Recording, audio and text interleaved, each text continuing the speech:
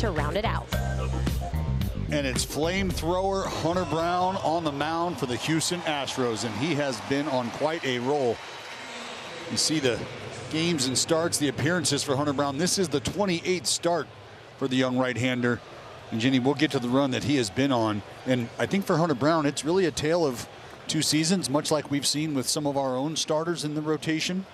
But as of right now, and I think you have to consider without the veteran presence of a Justin Verlander in the early part and down the stretch, a big part of what the Astros have done. Yeah, this has been a guy that's been right in the middle of a mix where they had a lot of injuries in the starting rotation. And he has peaked at the right moment as they head towards October. Here's the 1-0 to Butler, and Butler going to get ahead early. Hard to be patient, I'm sure, after missing a game on this big hit streak he's on. Well, and you know, something about maybe missing time can also, Jenny, I know it might not sound too logical, but slow things down even more for Lawrence Butler. Well, slow swing there as he goes through and misses. 2-1. But you think about the, you know, the Jordan flu game, if you will, sometimes taking the thought process out of what you're doing and taking yourself out of that mindset where you might be thinking about the streak. Maybe that just all kind of goes away. Let's take a look at the umpiring crew here tonight. Alex McKay is calling balls and strikes. Jeremy Rayhack moves to first base. Mark Wagner at second. And it's going to be Clint Vonderak at third. 3-1, and once again, Lawrence Butler going around to make it a full count. Well, you're seeing a different variety of fastballs here from Hunter Brown. Something else we'll touch on, but I think the four-seam fastball is starting to become the weapon, or getting back to the weapon that it is for Hunter Brown. It's also incorporated a sinker. And the payoff pitch, a swing and miss as the sinker gets Butler. First strikeout for Hunter Brown. And let's take a look at the Astros defensively behind him tonight. In the outfield, Mauricio Dubon getting a with Jake Myers in center field. Ben Gamble starting in right field. On the infield, Alex Bregman at the hot corner. Jeremy Pena at shortstop. And on the right side, Jose Altuve with John Singleton a start at first. Moves Yainer Diaz back behind the dish. He played first base last night. I'm going to bring up Brent Rooker with one out. And these are the moments just going through Hunter Brown's numbers and getting into the depth of how good he's been, how few runs he allows. If you have one inning that you could circle, it's the first, where he has a 7.09 ERA. And Rooker with a ground ball, slow roller over to Pena, 2 gone. Well, with a couple different fastballs working for Hunter Brown, I think it's important that he's got a feel for where he can go in the strike zone, really for both guys. With Alex K behind the dish tonight, we'll take a look at some of his tendencies since the All-Star break, calling way more strikes up in the zone, which is good to hear, and I'll tell you why. Conversely, not as much love at the bottom of the strike zone. So maybe things are opening up top. However, when you get to 2 strikes, if you're left-handed with McKay behind the dish, Jenny, the top of the strike zone really all but disappears. So when you think about a guy in Hunter Brown who has done a nice job here as of late, elevating that four-seam fastball, if it's not in the zone, it'd be tough to get calls. Gets one there. JJ kind of took a look back like, really? This early? Okay. Down 0-2, he'll take his time out. JJ with a little history against Hunter Brown, owns a home run off of him.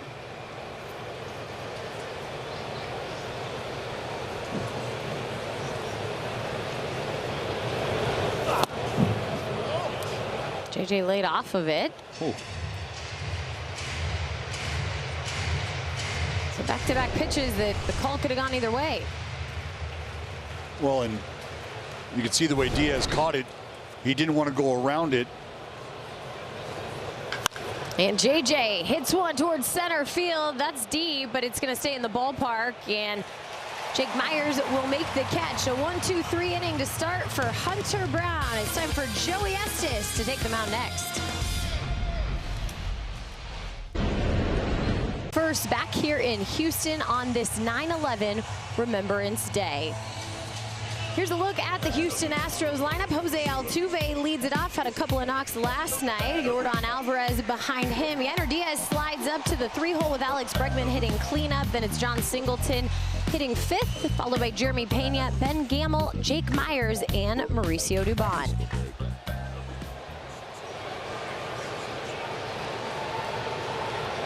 Joey Estes looking for a revenge start here in Houston. Altuve swings at the first pitch. That's high towards left field. And it's going to be a catch for Seth Brown. Well, if you're Joey Estes, you'll take some early contact, some early outs, especially with Jose Altuve at the top of the lineup for the young right-hander. 21st start of the season for Joey Estes. And Jenny, this is a guy who, as we continue to talk about making strides, Joey Estes, I think, continues to find more and more out about himself each time he takes the baseball, as do we. I think the most important thing that you can pick up and take note of is the competitive nature of this dude. And when we start talking about trying to figure out ways to get deeper into the ball game, which is something we will continue to talk about, I think Joey Estes starting to figure out how to move the ball around, valuing some of that weak contact early, as opposed to trying to punch the world out.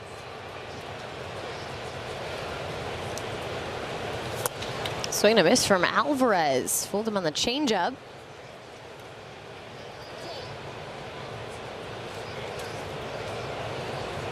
Alvarez yesterday 2 for 6. Both singles got him on base.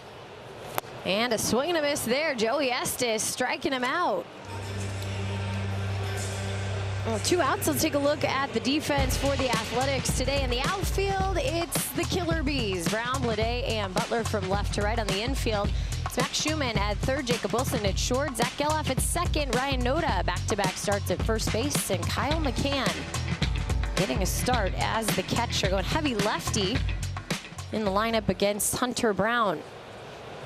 Now time to attack Yainer Diaz, and a called strike to begin. Well, and it was Yainer Diaz last night over at first base. Not able to come up with the play late in the game as the A's put the pressure on. This one roped out towards left field, but it's going to end up foul in the seats. A chase for a souvenir out there. Those little kids got their running shoes. Well, speaking of chase, let's see if Joey Estes tries to make a purpose pitch here, or if he just goes for the wipeout against Diaz.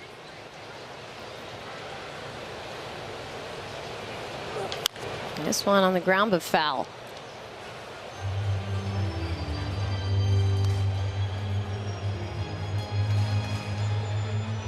Mentioned that rough start for Joey. That was back on May 16th. 3 2/3 for him. Gave up 8 total runs in that game, and really kind of see him yesterday walking around this place with a different confidence. Like, I'm a different dude coming back to this ballpark. You sure are. A completely different animal at this point. And I think that's what's important, and that's why I noted the competitive nature of this guy, the way he's able to just sort of turn the page.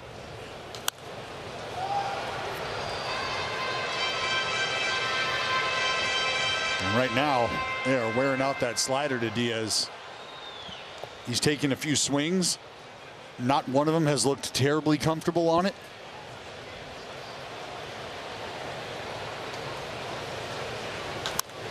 Diaz pops this one up, going to be in play.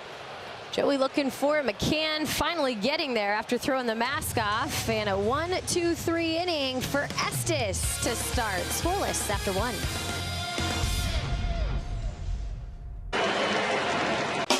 Slide into the stream with the NBC Sports app, brought to you by Toyota. Scan the QR code now to start streaming the A's. What a great game last night. Geloff getting in there off the bunt. Fun extra innings. Manufacturing runs, getting back to the basics. Not a lot that we see in the game this day with launch angle and exit velocity. Trying to get guys to hit homers, and again, that works well for the A's. They score more than 50% of their runs that way, but when the calling card suggests on your lineup exactly what to do, you follow the trail. And Mark Kotsay did a fantastic job of that last night to lead the A's to victory in the 12th. I thoroughly enjoyed watching that 12th inning unfold. It was a sight. I think that when you start to project what the game can look like moving forward with the way that the rules have changed and the athleticism in the game, we have so many incredible athletes from top to bottom in our game. I love to see them put the game in motion. Daz Cameron, good speed. He puts down a bunt that ends up being a knock. And then you just watch the Athletics force the Astros to execute the fundamentals and nothing more. Nothing more than execute fundamentally sound baseball, and they were unable to do so.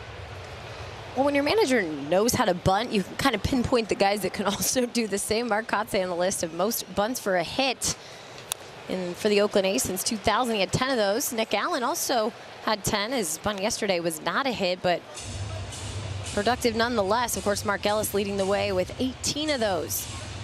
Well, and you know, Jenny, I'm so glad that that's brought up because Mark Kotsay, a ball player. A ball player in every sense of the word. Oh, absolutely. Absolutely.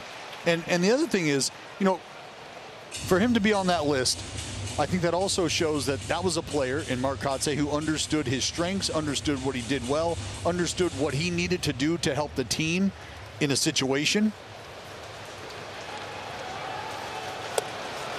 And Seth Brown did not go around, according to the third base umpire and Clint Vonderak.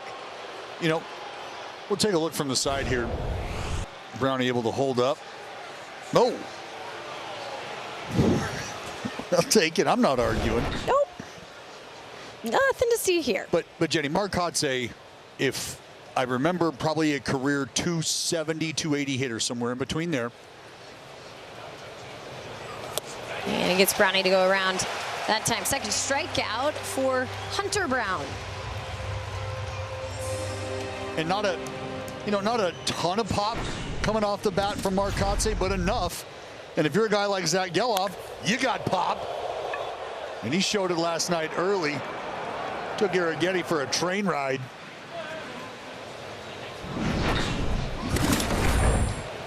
You know, but back to Mark Kotsay and having an idea of who he is as a ball player, and then taking a look at the ball players that we saw last night execute those bunts. And in a guy like Daz Cameron or Max Schumann or Nick Allen, I don't know if those are 30 homer a year type guys, 25 homer a year type guys, right? So in that moment, let's play the game. Instead of trying to accumulate one more home run on your number or on your list, right? Let's play the game. Let the game come to you, and they absolutely did that last night in the perfect moment. And too, you've talked so much about it. We talked about it off air. We talked a little bit about the changeup today. About the bunt has left the game so much that it's just not really practice. You see guys kind of square around half-heartedly before they begin their rounds of BP. But you also say the defense of the bunt is absolutely not practice. No, it's practice. That's why I said the only thing you practice. Well, hang on. It's practice in February. There's at least 10 minutes given to it. And then you could even go as far as to say, Jenny, if that happens daily, that there's some form of bunt defense executed daily throughout the spring. Great. What, 5 weeks, 6 weeks? And that will probably be the last time you get together and do that. Maybe once a month do you check that box just to make sure everybody has an idea of what to do with the baseball. And it's for that reason right there. But then you go through a 6-month season. You're not doing that every day. Geloff staying alive here.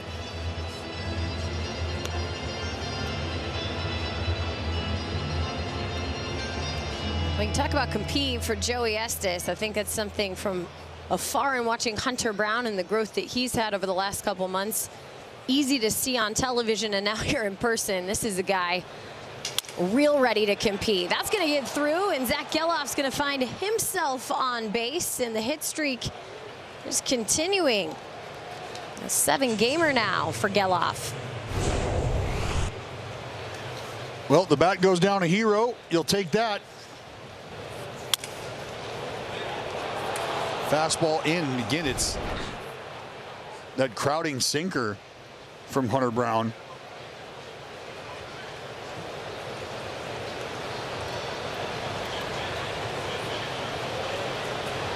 I bring up Jacob Wilson. Led off yesterday in the absence of Lawrence Butler. Grounds out to Jeremy Pena here. That'll be the second out. Geloff in scoring position for Kyle McCann coming up. And for Hunter Brown, Jenny, this sinker has become such a weapon. It's helped him really be able to create some of that early weak contact that as a pitcher you love. And this is a guy who has the ability to punch you out almost at will with his stuff.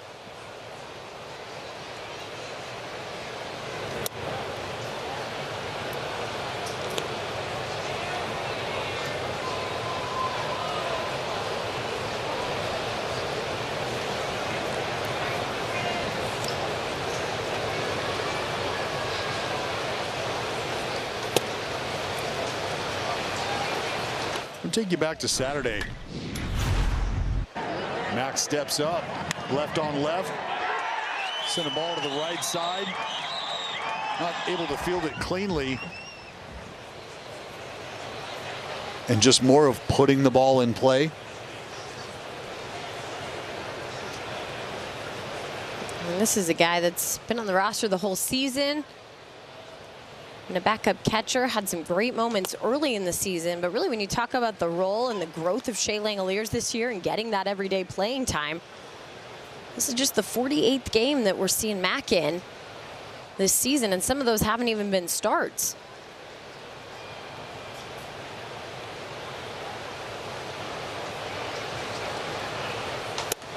But I tell you, Jenny, he stepped up and hey-oh.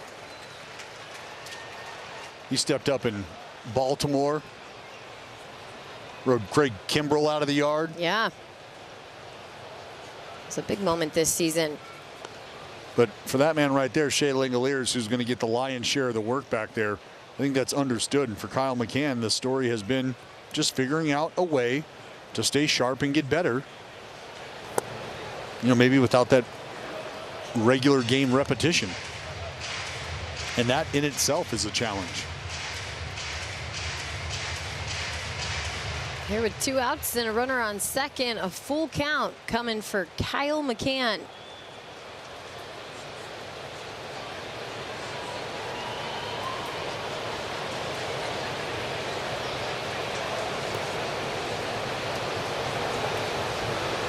See if Brown tries to pump the fastball, and he does.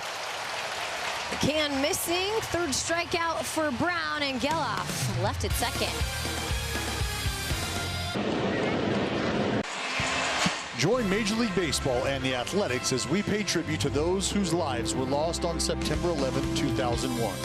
Honoring them with the pledge, we shall not forget. And that we don't, as Alex Bregman steps in here at the bottom of the second. It is First Responders Night here at Minute Maid Park, celebrating many of those serving the greater Houston area here. I know many ballparks honor first responders throughout the course of the year and do it on this day if they can. But this day really hit home as I watched my husband go to work. He's a firefighter in Denver, and he sent me pictures from their stair climb today. 110 flights of stairs that a bunch of firefighters all across the country and volunteers joining to remember the 343 men and women whose lives were lost that day and becoming real heroes in New York City. I really think Dallas baseball, the game of baseball, such a symbol around 9/11 and healing our country in a time that, much like the rest of the world, just stopped after that day for quite some time, and play resumed on September 17th. You remember Mike Piazza and his play? Well, I remember, and I think many do, the first pitch. I mean, you want to talk about something moving. Alex Bregman moving the ball out towards Left field, it's going to go off the scoreboard, and it's Seth Brown will throw it in as Bregman leads off the second with a double.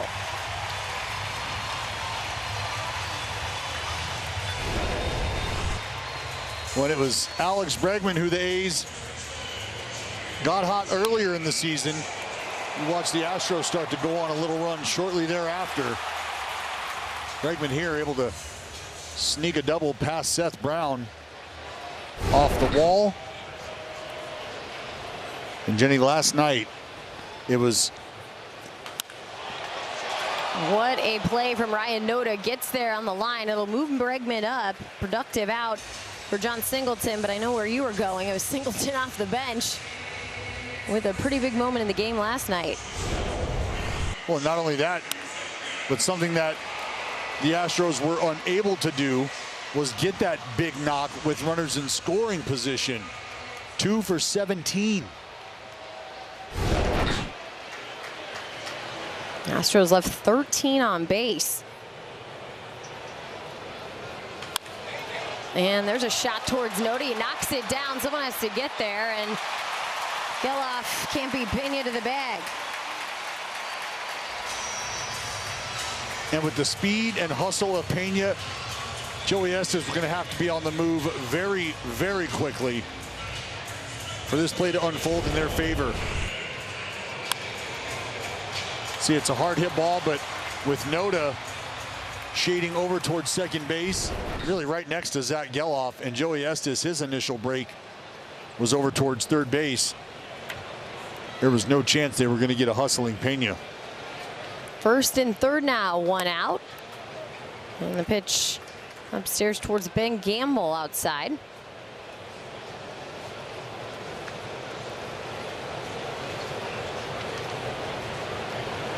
Gamble came in as a pinch hitter yesterday. Ended up walking, and then it was the pinch hit from Singleton, the RBI triple. He started the scoring for the Astros. They ended up tying the game at 2 apiece, and that's what sent it to extra innings.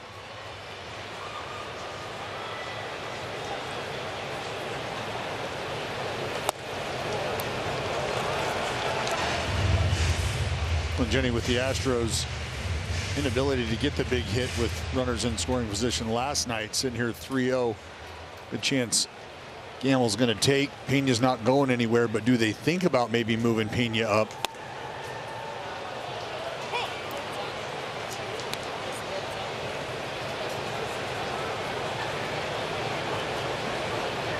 Pena's second on the team in stolen bases.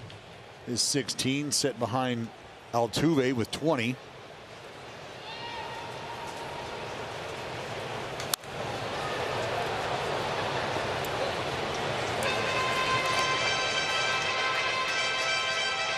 This is where that compete mode kicks in for Joey Estes.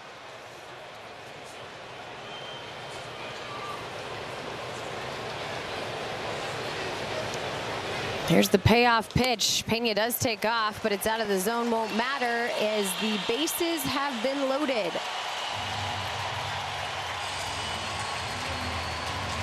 Joey's been good at minimizing the walk. Well, Jenny, something that you have to figure out too as a young pitcher who's making his way around the league for the first time, and it's not like Minute Maid is unfamiliar or the Houston Astros, but you are away from your home ballpark. And when you're trying to gather yourself and you're trying to pick out that spot of comfort that helps you get back to your safe space, get back to your flow state, well, on the road, that's just not that easy. Things are just a little different. I think that's also been a bit of the struggle for Joey Estes, is performing away from the friendly confines of the Coliseum. Mentioned the walk totals have been down. The one walk or fewer for him in each of his last 6 starts.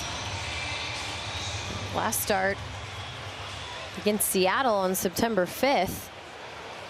Didn't have a walk, just lasted 4 innings there with 6 hits and 4 earned runs.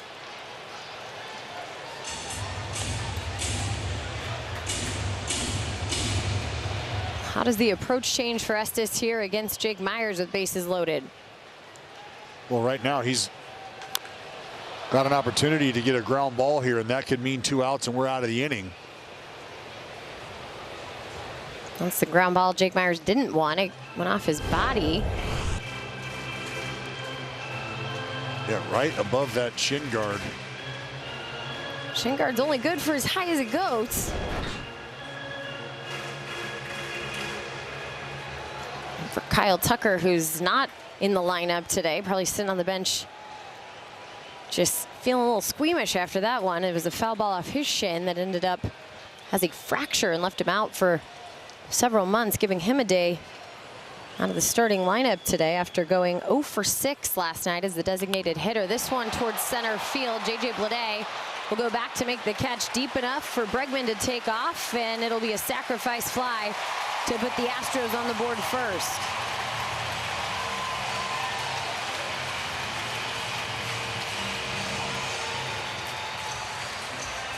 Jake Meyers able to get a job done. Deep fly ball, can you get it out there? A productive out. Score the run, move a runner up 90 more feet. Got Mr. Pena at third base with 2 outs. And the second productive out for the Astros here in the inning after John Singleton was able to move Bregman up on a ground ball out with no outs. Getting little things done.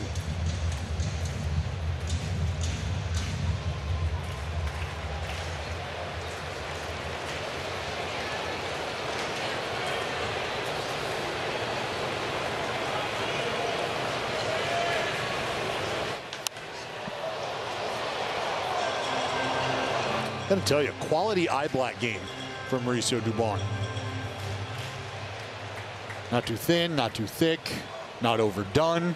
Aren't they just neat. stickers? I don't know. Are those stickers? Those don't look like stickers. There's a little gloss to them. That's why I was thinking that. I mean, they very well could be stickers. We're going to have to do some investigative reporting tomorrow and figure that one out. Good shoes, too. Look at the puppy shoes for Mauricio. Sweet wheels. Came off the bench in yesterday's game, been dealing with a jammed thumb. Didn't last too long. It felt like Joe Espada had to empty his bench late in the game, and then on to extras. Right now down 0-2 to Joey Estes. Now this is going to be a flare, and it looks like it's going to dump right over the head of Zach Geloff. Lawrence Butler will pick it up. Another run comes across. It's 2-0 as Jeremy Pena has played it off of Mauricio Dubon. RBI single.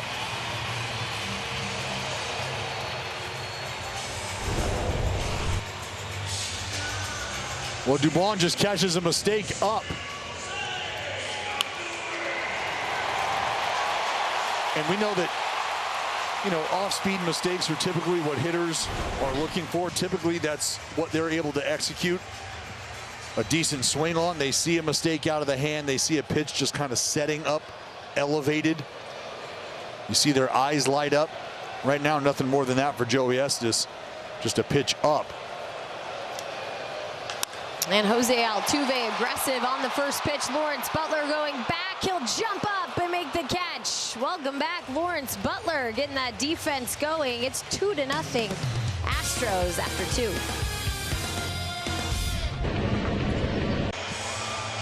2. Welcome back. Time to take a look at Hunter Brown and the work this young man has been putting in over his last 6 starts. 2-0, ERA at a 1.22. Again, the traffic on the base path very minimal at 0.86 on the whip.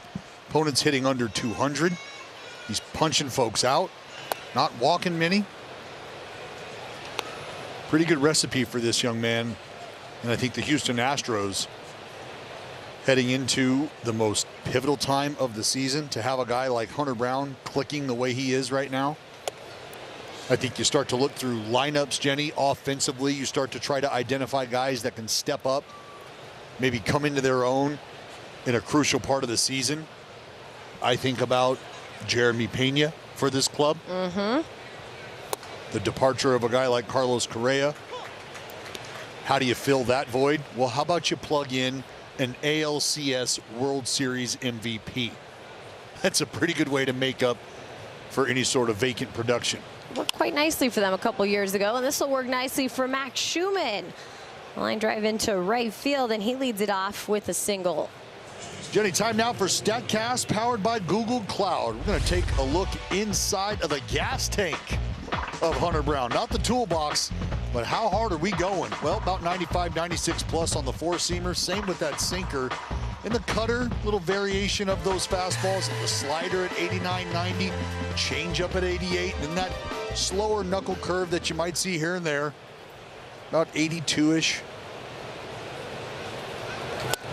Right, to reach base in his last plate appearance yesterday, earned a walk, still on a not so fun skid at the big league level, but happy to be back. Joined the team yesterday after spending the last couple of months with the AAA ball club. Only for Ryan Noda, a chance here to showcase who he is and what this team projects him to be and how he might fit in to the plans for 2025. A lot of teams are doing those kinds of evaluations now for teams not in it. And you just mentioned the evaluations for teams that will be in the postseason, and especially on the pitching side. Kind of fitting all those puzzle pieces together as they start to count down games to 3 weeks from yesterday, when that Monday of postseason play will begin. Ran into Dana Brown before the game, the general manager of the Houston Astros, and we both just kind of had a chuckle. How you look back, the last time we saw them here in May, it was a very different tale, especially as general manager. You're scratching your head going, we don't even have a starting rotation right now. How are we going to get through the season? How are we going to catch up to the Mariners? Well, once again, Joe Espada, his club, they dug deep. They found depth in the starting rotation. They found changes, including one from Hunter Brown as he walks Ryan Noda first and second. Now that magic number to clinch at 14. There's Dana Brown. God, a general manager, I mean, there are so many moments in the season, Dallas, when you just have to be nervous as all get up. And right now, when you're staring at the AL West standings, you go, okay, the Mariners are 4.5 games back. That's not a comfortable lead, even though it seems like it to fans. For a general manager, that's just not. Well, no, because you understand that the game of baseball can happen, which means you could play 3, 4 really close ball games, end up on the wrong side of those. And now that lead you have that you felt like was comfortable is non-existent. 0-2 now to Lawrence Butler. But I think a lot of that also comes with, you know, hindsight staring you right in the face, because you start to see how this remaining part of the season unfolds, and you think to yourself, if we would have gone out and gotten X, if we could have brought in Y, maybe added Z, who knows where we'd be sitting right now. And that's a tough way to watch a ball game, but that inevitably is what happens with the front office around this time of the season. Second guessing games are real in that position.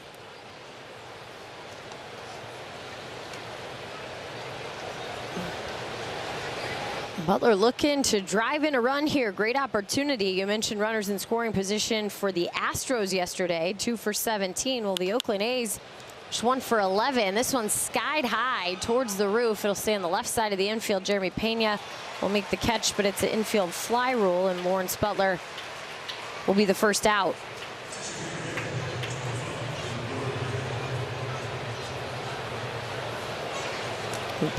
One for 11 with runners in scoring position and 7 strikeouts in those positions. In fact, Dallas, you look at the last 3 games, 3 for 22 with runners in scoring position. Yeah, it hasn't been great.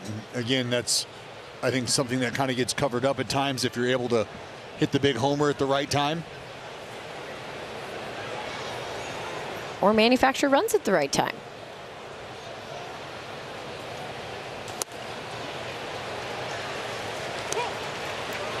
Called strike to Brent Rooker. 20-game on-base streak.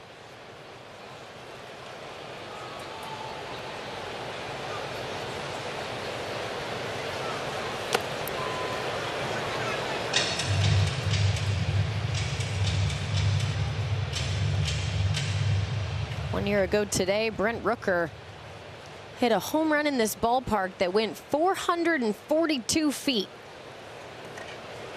We like anniversaries, you know. Taken off, and no throw. Stolen base, Max Schumann, number 13. Well, Shu had been sizing him up the entire time out there at second base, getting the timing down, getting the looks down, and that's just Hunter Brown falling into a pattern right there that Max Schumann was able to decipher.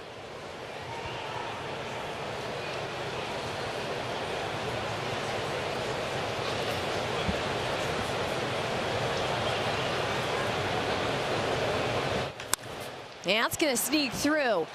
What opposite field hit to drive it a run for Brent Rooker. And moving over to third, Ryan Noda in there. And how about that, Jenny? That is RBI number 100 for Brent Rooker. And check out this swing from Brent Rooker. Pitch that looks like it's starting to cut away a bit. But Brent Rooker just foot down in time. And we see him do such a great job of hitting the inside half of the baseball. And that's all he does right here. Stay inside, shoot it the other way. Noda, good hustle going first to third. Strong throw, just not quite in time. First pitch swinging for J.J. Bleday, just put the pressure on. Run coming home as Jose Altuve couldn't defend the baseball. Tied ball game in Houston here in the third.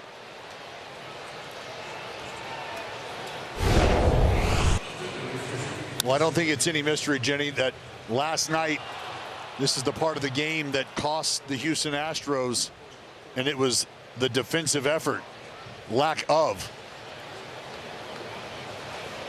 And Altuve, typically a sure-handed infielder. Well, the 5th error of the season for Jose Altuve. And Seth Brown with a fly ball out towards left field. Mauricio Dubon will camp under and make the catch.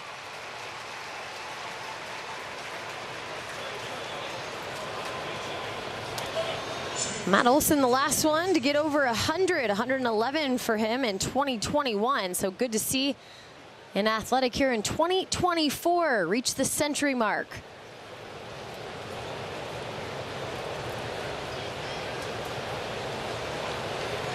With that hit, Rooker sitting at 299, has the 35 home runs and now 100 RBI. Look out.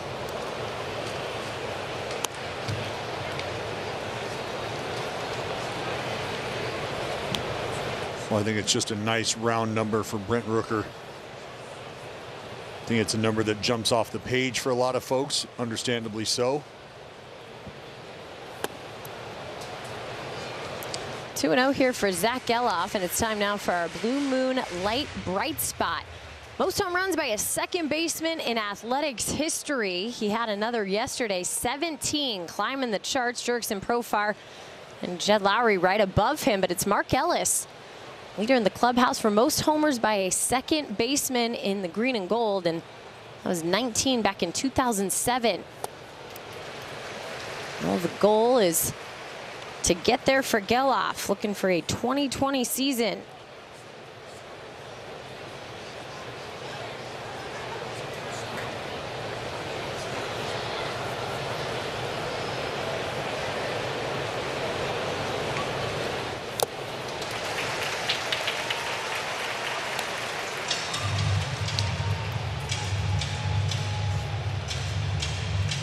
Hunter Brown, 2-2 here, looking for a punch out, just looking for an out right now.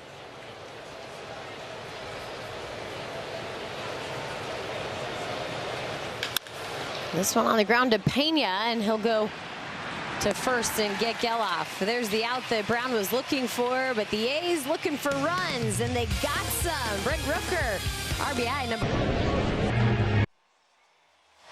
The lights have taken full effect. You can catch the final night game ever at the Coliseum on September 25th for just $10. All ticket proceeds will benefit the Boys and Girls Club of Oakland, and the A's will match every ticket purchase with an additional $10 donation per ticket. Secure your seats at athletics.com/value. Pitch outside to Yordan Alvarez as Joey Estes begins the bottom of the third. One punch out for Estes against Alvarez in the first inning. Got him on a slider, pitch away. Really wasn't even close. Got Alvarez to really fish. That one's hit hard. It's going to get above Zach Geloff and dump into right field. A leadoff single, and traffic once again for Joey Estes to work through. Well, fastball away, catches this one off the end of the bat, breaks the bat of Yordan Alvarez. But that's just a testament to how strong Yordan is.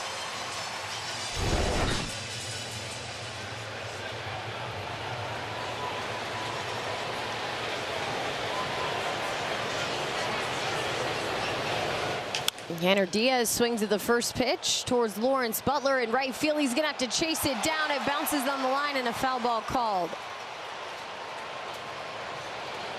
That was a close one.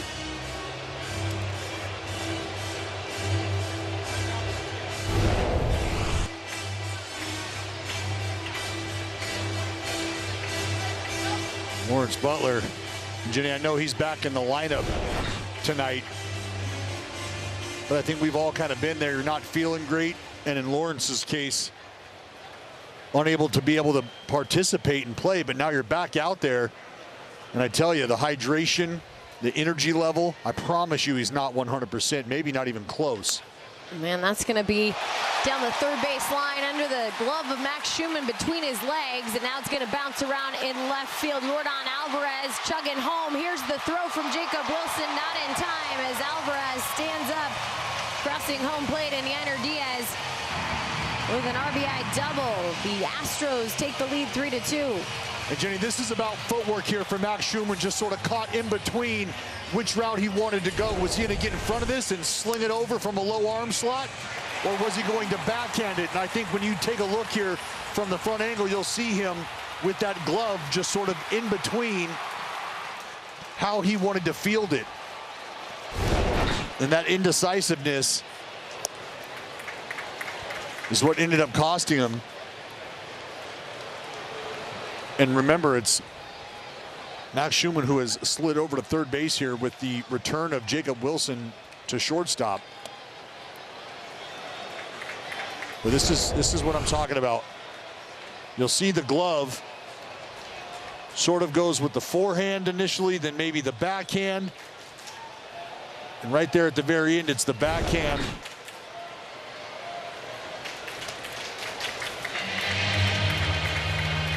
And it's just a tough play, and I think for Shu, it's not a problem, but the point is that he has such a good arm. He can make the throw from either angle. It's just about what was the most comfortable in that moment, trying to react.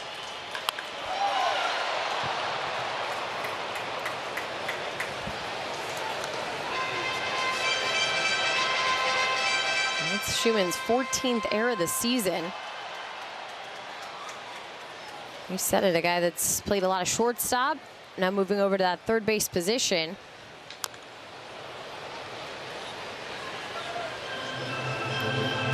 Well, and remember, you know, Max Schumann's arrival here initially was really about the versatility he was going to be able to bring to the table, and the fact that you could slot him in a multitude of spots. And that's going to bounce into left field as Bregman finds himself. Moving Diaz to third. First and third now. 3 straight hits off Joey Estes.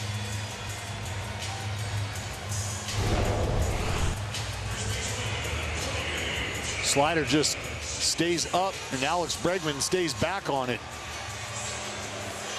Ball hit hard with the Crawford boxes compressing the outfield, though, and the lack of speed from Diaz. Jenny, this is what I was getting to earlier. Joey Estes trying to figure out a way to reel it in away from the Coliseum. Things just have not been as comfortable outside of the Coliseum for Joey Estes. And right now, things starting to snowball a bit.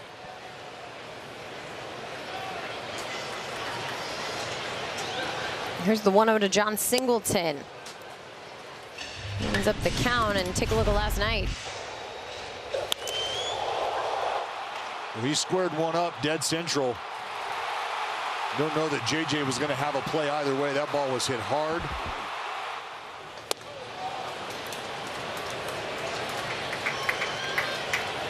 See the big fella telling himself, stay back right now. That changeup a little out in front of, but Jenny, that changeup elevated from Joey Estes. Would really like to see him start to get a little further down in the zone.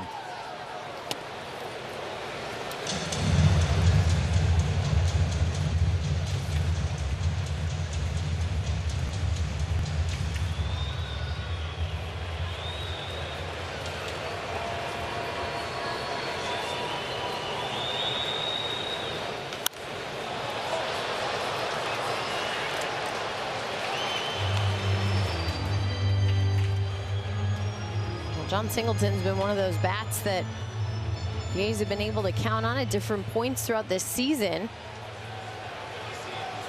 And come off the bench and driving a run with a triple like he did last night.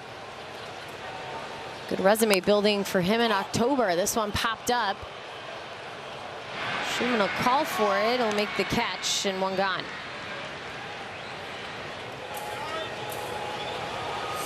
So a single, an air scored a run, another single, and an out now leads to Jeremy Pena.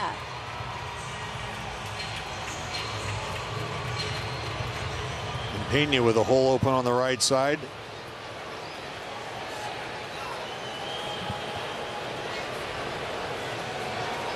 It was about the same spot he hit it to when Ryan Noda was playing more towards Zach Geloff back in the second inning. That's it. No one covered the bag. And right now, Ryan Noda does not have the luxury of playing off the bag, having to hold the runner, which again, for the approach from Pena that we've seen, plays right into his hand right now.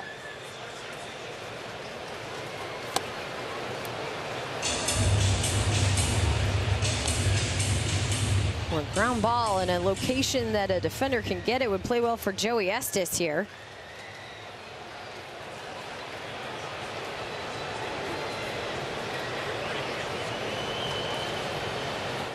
Here's that ground ball right back to the pitcher. Estes on to Geloff to first, and the double play complete. Joey Estes. Athlete. Getting himself on out of it after 3. Astros with a 1-run lead. Time now for the T-Mobile coverage camp. Who's your best friend? Who's your best friend? That's right, that 1-4-3. We can be friends any day. Roll it up, Joe. Needed to make a pitch, something to get you out of a tough spot. Throw some leather at it, grab you a double play, let's go hit. I love it when 3 numbers add up to 2. It's the best. You big 1 fan? + 4 + 3 equals 2. That's right. Every time. It's a math problem I've watched many people try to figure out on the street, and they stare at the t-shirt and they go, I don't get it. Can you explain this to me? Can you? How much time you have? I just usually, when I get stopped when I'm wearing that t-shirt, I just look at them. I say, well, what do you think? Just, that's not correct math.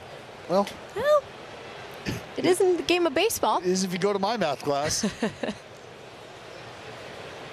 Jacob Wilson, can he find a hole? Alex Bregman, he's gonna stop him. Wow. Great play by the third baseman for the Astros, and the finish on the other side by John Singleton. An incredible effort from Alex Bregman, who had a tough time getting to his feet. A little bit of a slip here. No problem, though. Still able to make a clean transfer and fire a strike over there to Singleton, who does a nice job of holding the bag. I mean, that is great bag work there by the big fella as well. See him work his way to the outside part of first base, right at the very end, off the corner. Fantastic effort all the way around. With one out, that'll bring up Kyle McCann. Swing and a miss as Hunter Brown goes to work.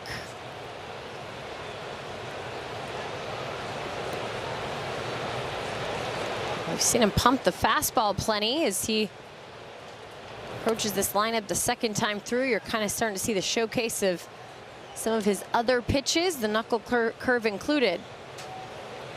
Well, it's for Hunter Brown, it's really been about not an overhaul per se, but just a shift in pitch mix, pitch usage, an attack plan, how you want to deploy things. And I don't think that should shock anybody. You see how he's gone about his work tonight. That's me, strike three to Kyle McCann. The 96-mile-an-hour fastball by him. 4 Ks for Brown.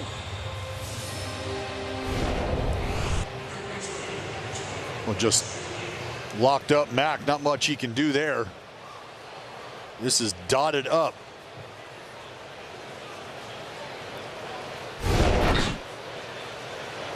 Brings up Max Schumann, one of the 3 hits for Oakland here this evening.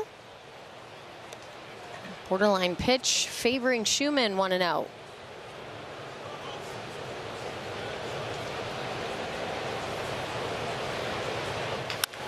And this one to Pena. Play the higher hop, and 3 up, 3 down after he let his defense work and get a strikeout.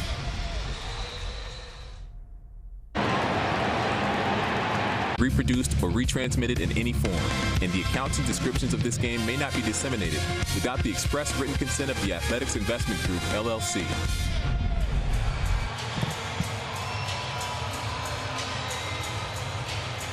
Those fellows look pretty spiffy, I should say, in their green jackets. And from those Hall of Famers to this one, Reggie Jackson in the house. There he is. Of course, belongs in Cooperstown, belongs with the A's and their Hall of Fame. This ball lifted from Ben Gamel to center field. J.J. Bleday will make the catch, and 1 out in the bottom of the 4th. Pretty cool to see Reggie Jackson, Mr. October, around. Even cooler when there's one fella he's looking for on the field, and it happens to be my partner, Dallas Braden. Yeah. Sneaking you out yesterday. Well, it was cool. I don't know that I was on his radar. I don't think he left the suite to come look for me. Noda's gonna have a play, but he foul territory, 2 outs. He did, Jenny. He was walking by and he saw me and he veered over. Hey, get over here, lefty. What's going on? And had a great chat with him. I always enjoy talking to Reggie. The insight, just the passion that he still exudes when speaking about the game. I mean, it's truly just an honor to be in the same building as Mr. Jackson. So when I'm able to have a conversation with that man about, frankly, anything, I like to just shut up, and I like to just let him do all the talking so I can listen and learn. Did you say, I'm sorry, Miss Jackson, Mr. Jackson? I did not. I didn't want to get punched. You didn't bust out some lyrics? No. It's cool. I've gotten to cover the postseason the last couple years and be here in Houston for the ALCS, and just to watch him float around, like the guy that's named Mr. October, when you get a visual in October, oh yeah, is pretty special. And another pop-up here, Joey Estes doing some great work as Zach Geloff makes the catch. Just 5 pitches for Joey Estes as Reggie Jackson looks on. Fans, the last weekend of baseball is almost here, and the Yankees are coming to the town. Starting Friday, September 20th, we've got our Ricky Henderson bobblehead giveaway, and A's Through the Decades drone and fireworks show on Saturday, and our last Alumni Sundays, and kids cheer free. We got a whole lot more as well, so get your tickets at athletics.com/tickets. Are the concession stands closing? Road Trip Mike was getting up there in a hurry. A little hustle, huh? Had to get that snack before Ryan Noda gets a hit. That's what he's doing.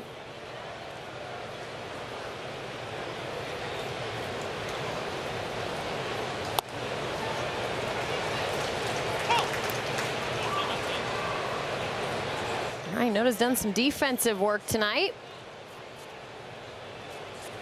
See, the dirty jersey is a good sign on that front.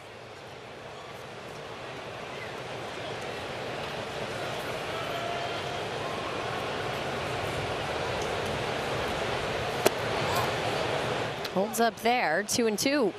And I think even for the struggles that Ryan Noda has experienced on the offensive side, that is something that he has done a wonderful job of, and that's leaving the at-bats at the plate.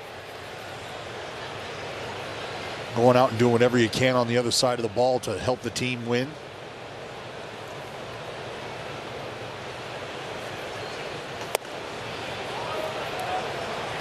And remember, with 2 strikes, not much love up top to the lefties. Calls that pitch 25% less than average. Tendencies of Alex McKay. See if they come into play here on the full count from Hunter Brown. And how about a hit for Ryan Noda? Snapping an 0 for 30 streak. He's had to wait quite some time. And here on September 11th, the feeling of a knock. Well, no better feeling, especially as you start to work your way out of a little funk. And you know, Jenny, sometimes making a play and making something happen on the other side of the ball can open things up for you at the dish. And opens things up for Lawrence Butler to keep the hit streak going. A 19-gamer for Lawrence Butler. Back-to-back singles here for the Oakland A's.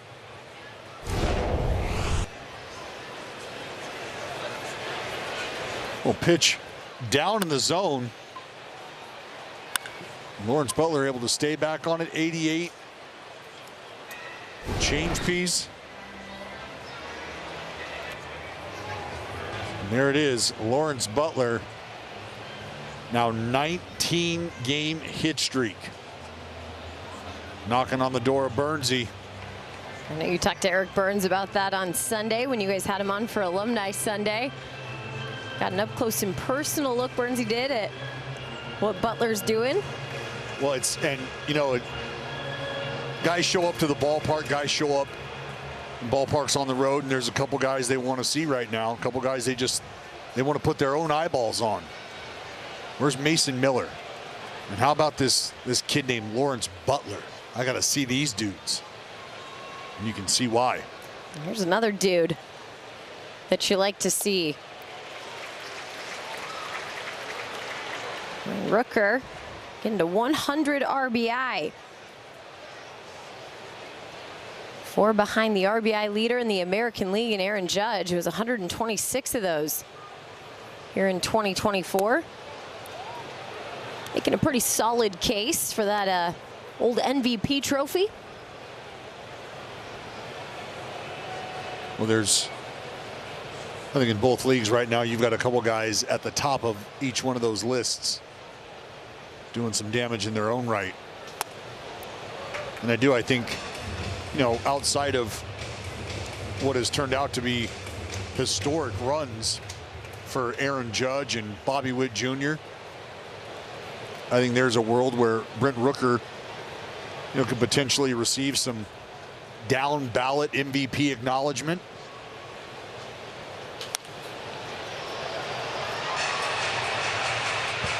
You know, and I think that could probably look even a little different, more so, if not for those runs that those two fellas in Judge and Witt Jr. are on.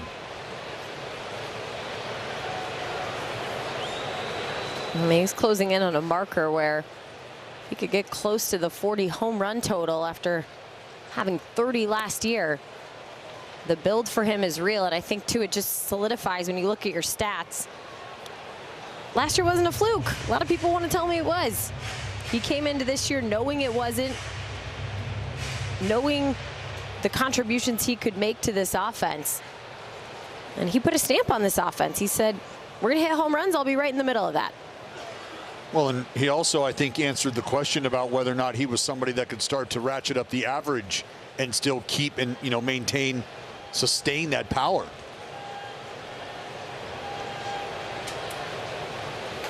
And a swing and a miss for Rooker. Only the 5th strikeout for Hunter Brown. Well, Jenny, this is all part of why Hunter Brown has been on such a run. Think about what this 4-seam fastball has turned into for him. You go up through May 21st. On the four-seam fastball, opponents were hitting 325, slugging 584, just a 25.5% whiff rate. J.J. Bleday to right field. It's going to bounce in front of Ben Gamble. And bases will be loaded for the Oakland A's. J.J. Bleday with a soft liner out to right. Felt like this ball may have hung up enough for Gamble to make a play on it, but that was not the case. See, off the bat, looks like Gamble, from where he was playing, maybe had to make a decision. Looks like Ryan Noda was thinking a little bit of the same thing, like, that ball's catchable. And he thinks better of just taking off. But Jenny, that four-seam fastball for Hunter Brown has been something at times early in the season that got him in trouble. I just sort of outlined the success for the opponents. It had a -9 run value, but then you flip the calendar from May 21st, and since May 22nd, opponents went from hitting 325 against the four-seam fastball to 193 since May 22nd. And if that doesn't do anything for you, remember they were almost slugging 600 against the pitch. That's all the way down from 584 to just 307, limiting the damage. But it's also a swing and miss pitch for him now. 30.7% whiff rate. It really is a tale of two seasons for what Hunter Brown was doing in April and May, and maybe just a correlation to the turn a little bit too, in where the Astros were as a team in April and May versus the change.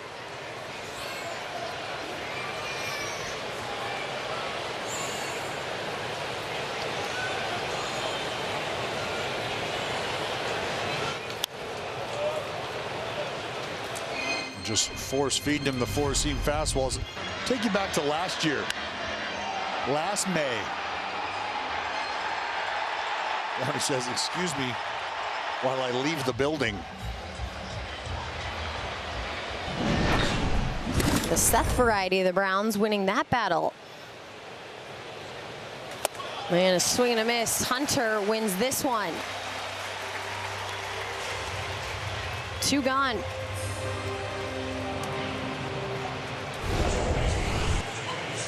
And wouldn't you know it, four-seam fastball, the culprit. Not necessarily elevated, but really just a little higher than waist level.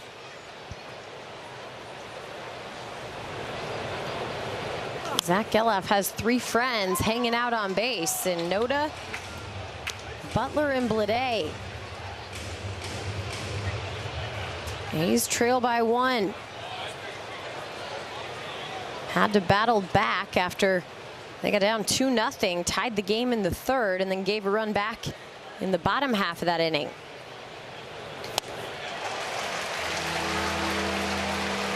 Well, there's the sinker.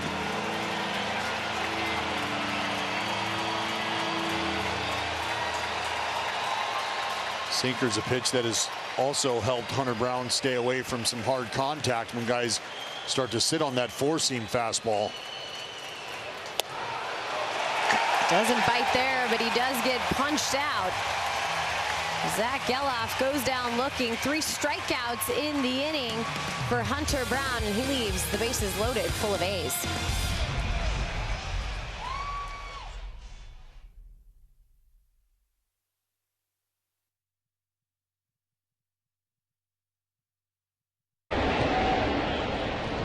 Miss grabbing 4 tickets and parking with the Friday 4-pack. Our last Friday home game is Friday, September 20th with a Ricky Henderson bobblehead giveaway, so you don't want to miss that one. Friday night tickets are available at athletics.com/value. Joey Estes begins work against Jose Altuve. It'll be the 3rd time through the Astros order. Through the first 2 times, saw a very aggressive Astros offense. 9 for 18 swinging at the first pitch.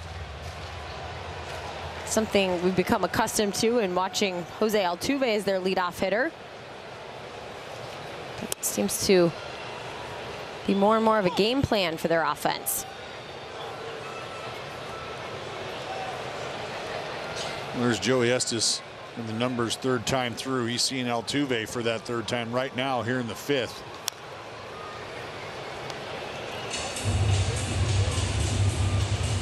And this is where Joey here at just 61 pitches can have himself an efficient inning here. Maybe work his way through an efficient sixth inning. You start to see how him being able to, stay away from that big blow up snowball type inning allows him to get deeper and deeper into the game.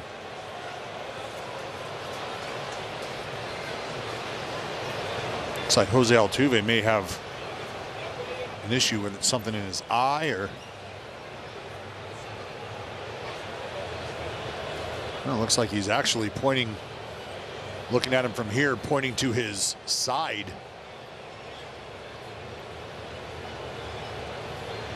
This is the last thing that Joe Espada wants to deal with right now. So many of those Astros banged up. When Tucker come off the injured list. And Jenny, if it has anything to do with the core, with the oblique, intercostal, anything like that, I mean, it is such a ticky-tack injury. It's like they'll let him roll. But that's that last big swing he took. You see him sort of walk around.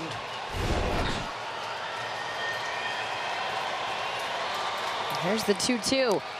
Turns to bunt. It's going to foul off. And that'll tell you everything you need to know about how Jose Altuve is feeling right now.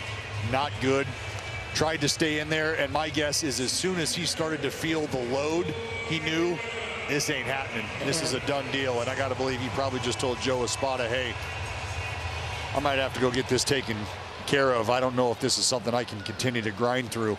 Yeah, you could tell as he squared around late, just give any last-ditch effort to try and get the ball in play. Obviously fouling it off, he doesn't do that, and looks like he'll most likely remove himself from the game. We'll see here. One out for Yordan Alvarez.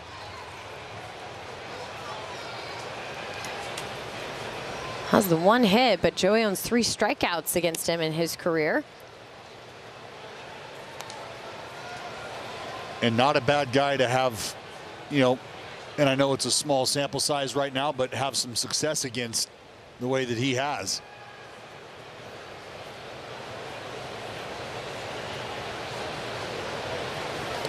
Behind 3-0 now.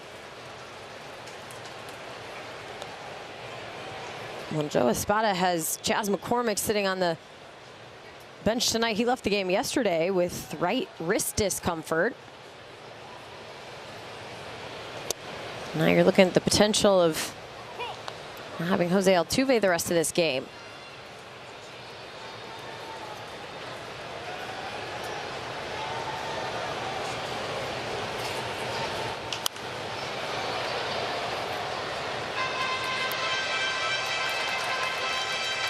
And I know the Astros right now are just hoping whatever it is that's ailing Altuve is something that he can go get a quick fix for right now. Maybe it's just a, a figurative Band-Aid, if you will, whatever it is.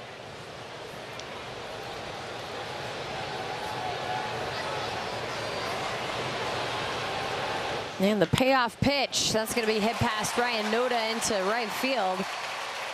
Yordan Alvarez with a multi-hit evening.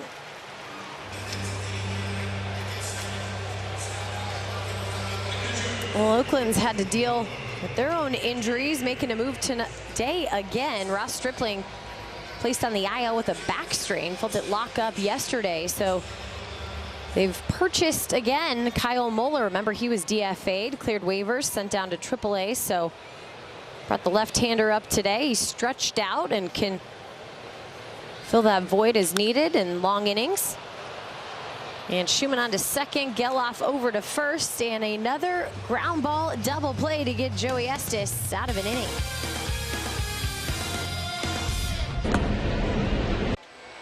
Check out the 49ers Talk podcast with new episodes every Sunday and Wednesday, hosted by 49ers insider Matt Mayoko, presented by Big O Tires. Back here at the Juice Box, got a one-run game going on. It's the Astros with a 3-2 advantage after 5. against the Oakland A's. Remember, it was a one-run affair yesterday in extra innings, and that's just become something these A's have been accustomed to playing.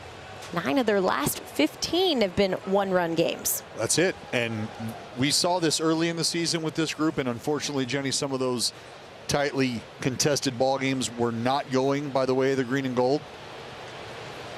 I think there's a lot to learn from games like that. Those are painful lessons at times, but I think important ones. You always can take that benchmarker of last year where they were. They played in 47 one-run games in 2023 right now, of 47 one-run games here in 24, and a 4-win difference, right? They won 20 of those games last year. 24 and 23 is the record on those one-run games. Now, defensive replacements for the Houston Astros as Jason Hayward has entered into right field. Ben Gamel at left and Mauricio Dubon sliding into second. So we'll have to find out the official diagnosis on Jose Altuve leaving the game. Yeah, remember, we looked like I saw him grab his side, but that is purely speculative. And Jacob Wilson to left field, and that's going to bounce out there. It'll be a single for Jacob Wilson to lead off the 6th. Pretty good pass there. Really pretty good swings back to back for Jacob Wilson. Pitch in, he hammered foul, and this one 96 up top. He's able to get out in front.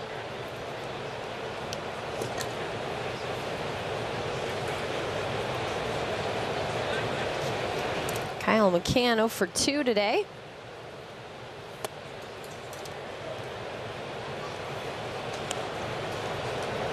Yeah, Max fallen victim to a couple fastballs finishing the at bat.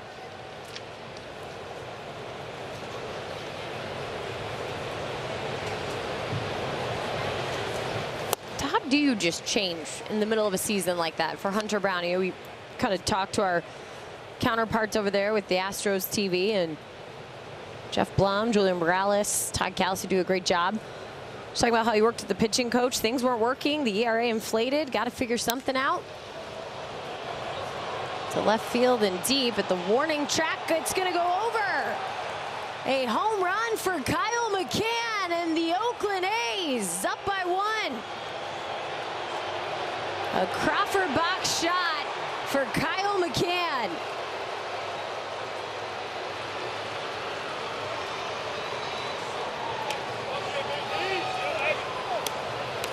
And I don't care how far over the wall it went over the wall, and that's what matters. 352 feet later, the green and gold have got a 1-run lead, and it's thanks to Mac putting a great swing on a pitch down and out. And this is all about Kyle McCann staying on this pitch. It's one thing to just sort of flip the bat head out there at it. And Max Schumann will keep the hit parade going. This one rolling in the alley. It's going to be a diving stop out there for Jake Myers, and a double for Schumann to follow up the home run. Yeah, and I think if Jake Myers doesn't go into this slide to slow it down, there's a chance Max Schumann standing on third base. This is a bullet off the bat of Schu. Right now, the Athletics taking a few really good swings against Hunter Brown. So good, in fact, it looks like Joe Espada's on his way out, and he has made the call to the bullpen. They'll go get lefty Ferguson, and that's going to be it for Hunter Brown, who, Jenny, had been throwing the ball very nicely up until the last 3 batters. Hasn't given up 4 home runs since July 30th. Now responsible for Max Schumann on second with no outs. When it's time for a change, think Speedy Oil Change and Auto Service, your trusted oil change, tune-up, and brake experts.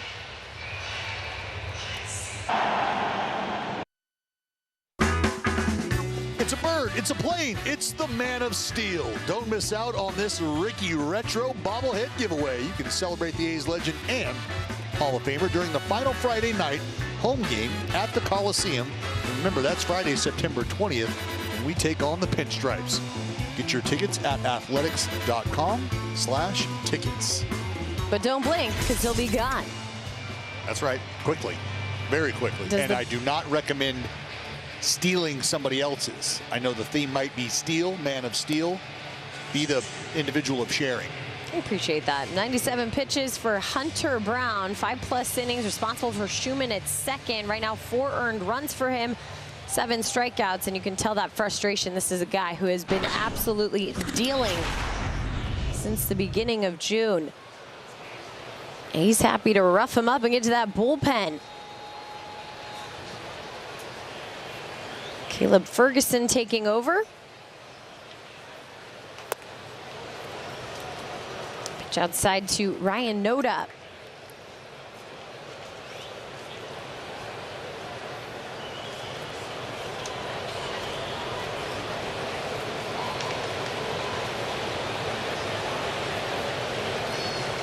And Jenny, you know what? I like this decision here from Mark Kotsay. And we've talked about him having to balance trying to win baseball games and also trying to give guys opportunities to grow. And whether that's in the face of failure or just opportunities after success. And I think for Ryan Noda, last at bat, getting him out of that little funk that he's been in at this level. And now here with a lefty coming in to face him instead of being lifted for some options on the bench. Ryan Noda's still in this game. Yeah, 5 right-handed options on the bench tonight for Mark Kotsay. Just fouled down the first baseline.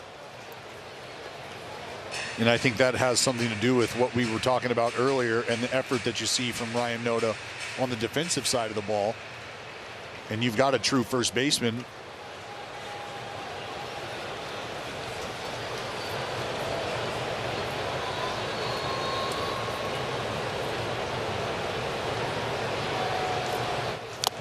And a swing and a miss. Noda will go down on strikes. And that's the first out in the 6th. We're back to the top of the order with Lawrence Butler, and now a word from Jack in the Box. I invited Deadpool and Wolverine over to whip up some mini Jimmy Bang Bangs. That was a mistake. Welcome to Jack in the Box. Lawrence Butler reached a 19-game hit streak with his single in the 5th. And that began a lot of hits for the Oakland A's. 3rd time through the order for Hunter Brown. And the Athletics figuring him out. They went 5 for 8.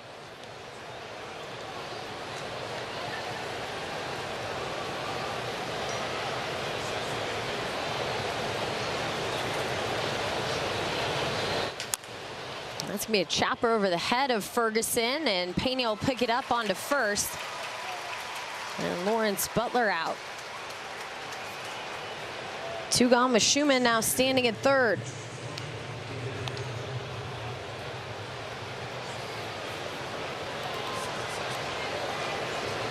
A chance here for Brent Rooker. Get a big 2-out knock. Tack another run on. Give the boys on the bump a little breathing room. Hadn't seen an RBI since Friday night until he recorded his 100th RBI with a single in the 3rd. There's Kyle McCann, did his own damage. A couple of ribbies off a home run. That was his first homer since July 6th. And in fact, for McCann, with the lack of playing time since All-Star break, or just the shortage with Langoliers, this is his 5th hit since All-Star break. But very timely, as you mentioned. We saw one of those against the Orioles, a timely homer to give the A's a 4-3 lead here and run off their starter in Hunter Brown.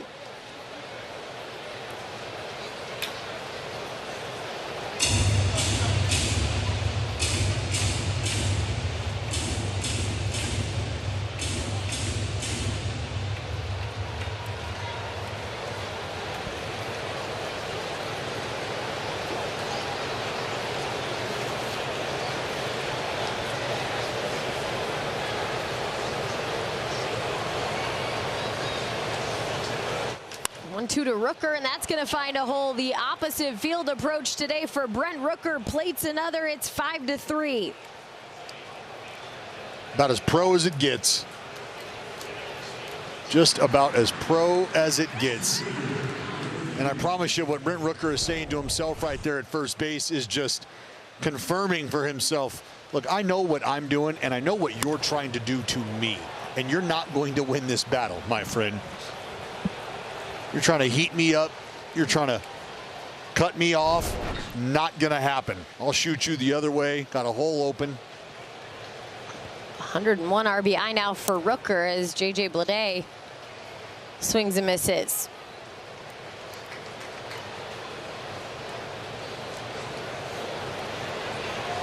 Bleday recording his 39th double yesterday. Makes it most of center fielders in franchise history in Oakland. It's a pretty cool time to leave your mark,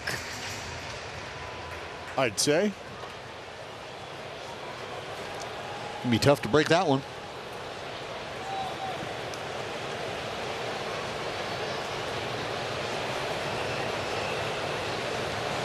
There's the 0-2 from Ferguson and a swing and a miss from J.J. Bleday. Brent Rooker adds on another. Kyle McCann doing the damage. Homer to the Crawford boxes. That's right. In the land of Tex-Mex, it's an Oppo Taco. Kyle McCann making a huge difference in this one. Gave Oakland the lead with a 2-run homer. And Alex Bregman on the ground. A slow roller for Schumann. Charges in, and Noda making the catch on the other end. Great defensive work. As Schumann gets his counterpart out to start the 6th. Heck of an effort here from both fellas on both ends of this play. High chopper here to Shu, who does a great job of rounding the baseball. And Ryan Noda stretching it out far and wide. How about the splits?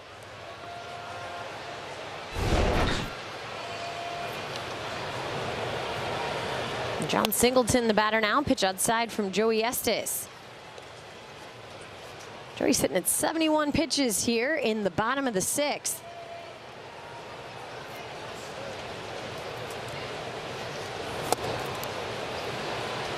Great changeup. I don't know that Singleton saw that very well at all.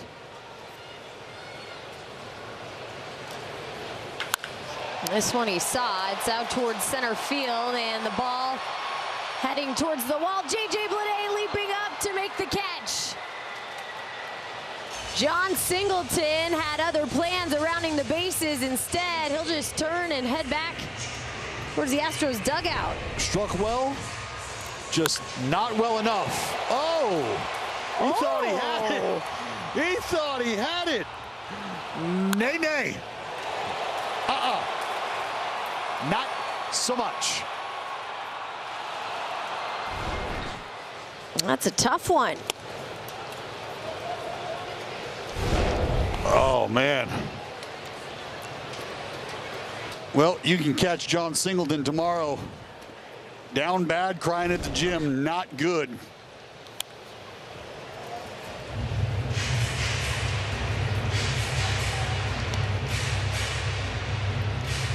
How about this, Jenny? You like math? Kyle McCann? Kyle McCann's ball went about 50 feet or so less than John Singleton's. That's how they designed the building. Kyle McCann's. Not Kyle McCann's fault. This is going to be a single for Jeremy Pena as he dumps it into center field. A 2-out knock.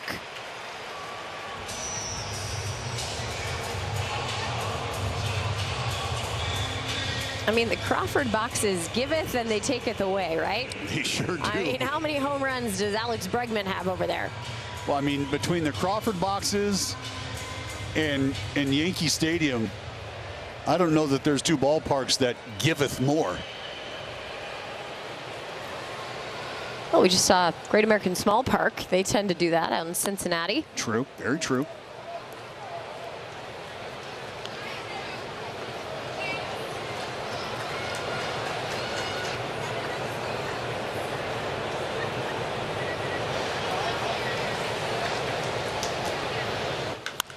Gamble high in the air to center field.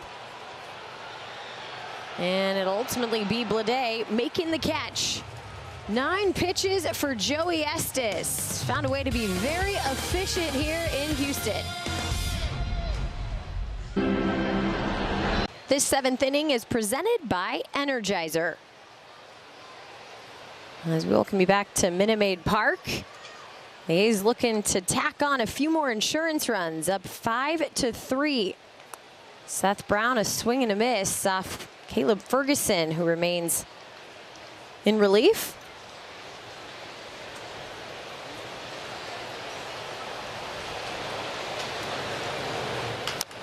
And here's a ground ball back to the pitcher. Lefty will handle it, underhand to Singleton, and 1 out.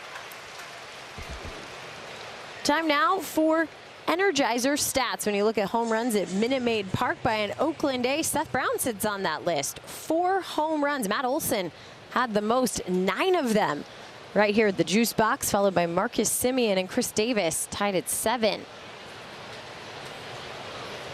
That's weird. Chris Davis blasting homers in the state of Texas. Huh? Very strange. Seems like Shea Langoliers is kind of on that trend. Yeah, he sure is. Not a bad train to be on. Well, Zach Geloff was on that train yesterday, literally. Put the ball on the train tracks here at Minute Maid Park. It was the first homer by an Oakland A this season in Houston. Bruce McCann joining him on that list now.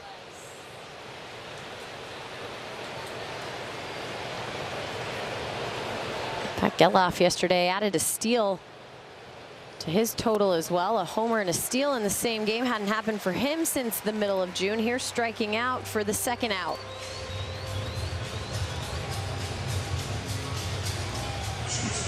Caleb Ferguson just dropping a little slider here. Not all the way towards that back foot, but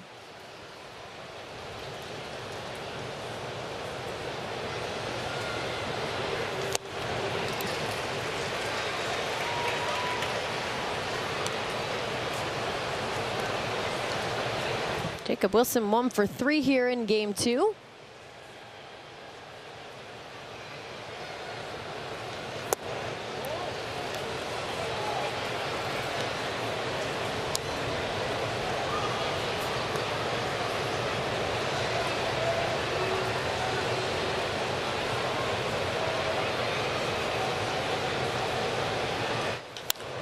This one hit towards the gap for Jacob Wilson. On the run is Jake Myers, and he'll make the grab.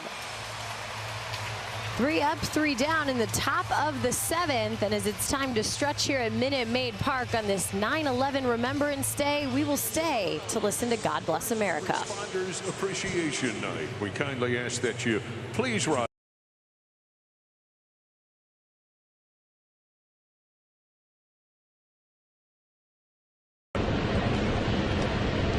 Day.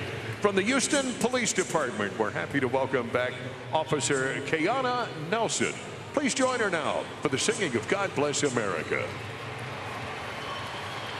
God bless America, land that I love. Stand beside her and guide her through the nights with the lights from above, from the mountains to the prairies, to the oceans white with foam. God bless America, my home, sweet home.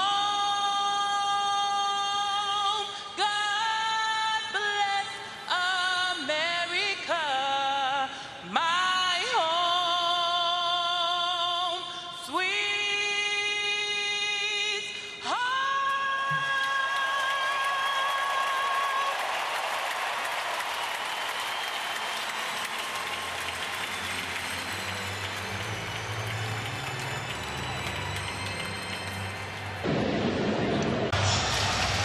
Deep in the heart of Texas, bottom of the 7th here in Houston, 5-3 is Oakland leads the Astros, trying to win a series here in game 2. Plenty of ball game left, and Joey Estes will continue to work. Jake Myers, Mauricio Dubon, and then it'll be Jason Hayward who came in the game as a replacement for Jose Altuve. Still waiting official word on he left after his at bat in the 5th.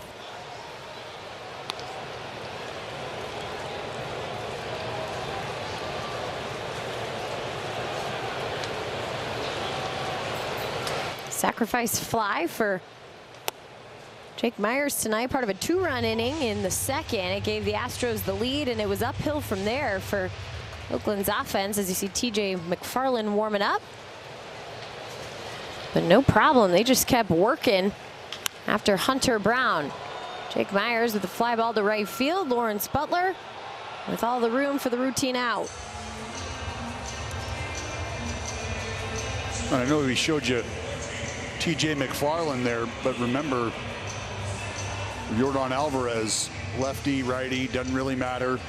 But that's where we go back to the big league adage, which is your strength. For TJ McFarland, you can get a lefty out. Close pitch there. 1-0 for Mauricio Dubon.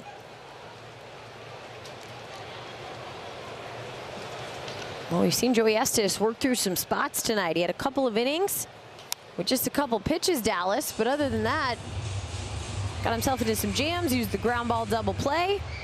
What have you liked about the evening? Well, I think it's just that. It's being able to settle in and make a big pitch when necessary and not try to punch out the world. And this one's going to be playable for Kyle McCann. Foul territory catch, 2 outs. Well, Xfinity keeps A's fans in the zone with the fastest speed and a connection you can rely on in the biggest moments. Stream live sports from the best seat in the house. Xfinity, bring on the good stuff. Now to bring out the manager in Mark Kotze. He's going to go to the bullpen here with Jason Hayward coming up. Gives that last word of encouragement to Joey Estes as he comes off the mound. 6 2/3 innings for Joey Estes tonight. When it's time for a change, think Speedy Oil Change and Auto Service, your trusted oil change tune-up and brake experts. Fans, there's only one more Alumni Sunday this season. You heard that right. It's the last Alumni Sunday. So don't miss Carney, Terry, Miggy. That's right. They'll all be signing autographs starting at 11:35 a.m. That's in the East Side Club. Remember, Sunday, September 22nd. A game ticket is required for entry, so get your tickets at athletics.com/Alumni Sundays. That'll be fun. Looking forward to that one with the Yankees in town over the weekend, and then it all ends with the Texas Rangers. Business at hand here against the Houston Astros. Bottom of the 7th, up by 2 outs, and TJ McFarland coming in for Joey Estes on a fantastic and efficient evening. Just 84 pitches for the starter, 6 2/3. Gave up 2 earned runs, 3 total. Struck out 2. Yeah, just a great outing for the youngster. He'll hand the ball now to TJ McFarland, left-handed workhorse. And he'll be charged with trying to get rid of Yordan Alvarez. Or excuse me, Jason Hayward. Apologies. Yeah, first Jason Hayward up, and hopefully it ends there. Called strike. And Jason Hayward hitting 200 against left-handers. And that's between his time with the Dodgers and here in Houston.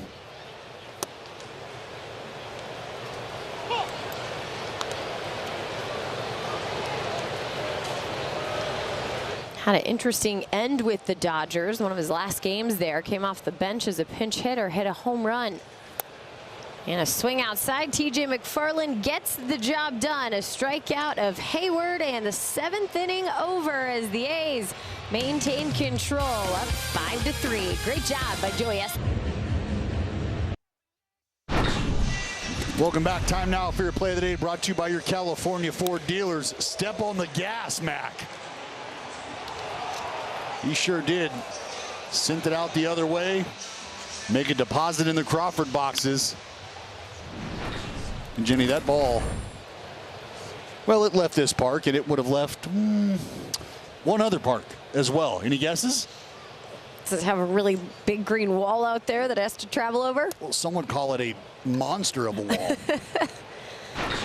Hey, if it gets over the monster, that counts as like a couple places for a homer, right? I'm with you. Well, when it's time for a change, think Speedy Oil Change and Auto Service, your trusted oil change, tune-up, and brake experts. Take your base, Kyle McCann, as he just got hit by a pitch. Tanner Scott delivering the baseball on the body of the catcher.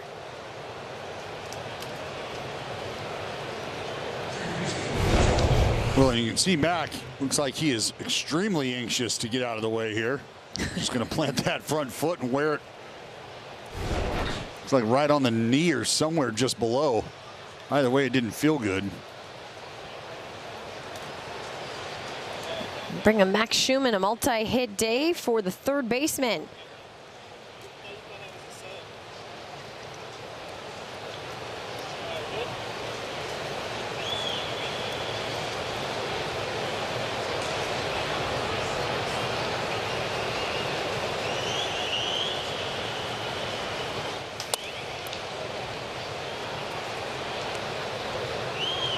Tanner Scott likes to pitch inside. Well, you can see the run on the fastball. Pretty good reason why. A lot of good life to the arm side.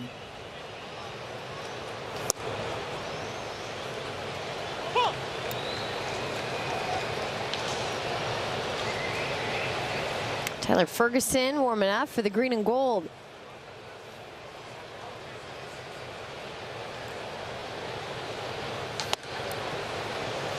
I don't think enough can be said about Joey Estes and the bounce back evening that he had here. Didn't like the way his start went. His first road start of the season against the Astros back on May 16th, where he gave up 8 runs over 3 2/3. And today, pitching well into the 7th inning. And right now would be the pitcher of record for a W if the A's can hold on to their 2-run lead. Well, it's one of those things, you face a team early in the season, things don't go well, and you got to wait a long time. Schumann sent that to the third deck. Just a little foul. Boy, Shu, get the head out. I mean, what a nice guy. Those guys don't often get a souvenir up there. Shu just taking care of the people.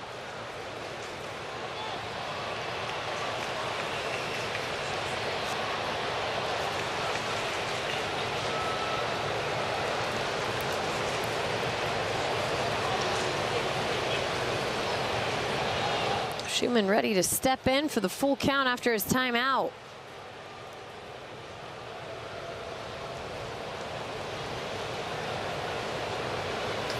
And he'll take the pitch inside, take his walk, and move Kyle McCann on to second. Oh, and after drilling McCann and now walking Schumann. Rough start here for Scott. And now, Jenny, it'll be interesting to see here what Ryan Noda decides to do. If he gets a sign that tells him, hey, let's put the ball on the ground, do they let Ryan Noda swing away? They're going to put it on the ground. It's something the Oakland A's went to time and time again in the 12th yesterday, and it worked for 3 consecutive batters squaring around. Well, I think you can understand right now Ryan Noda and the way things have gone at the plate, though he's got that knock tonight back in the 5th inning. Opportunity to put a couple more on. And, you know, watching Ryan Noda do this, and again, Jenny, I go back to last season and watching Ryan Noda try to learn how to hit at the big league level with a speedster in Estuary Ruiz ahead of him and what that requires.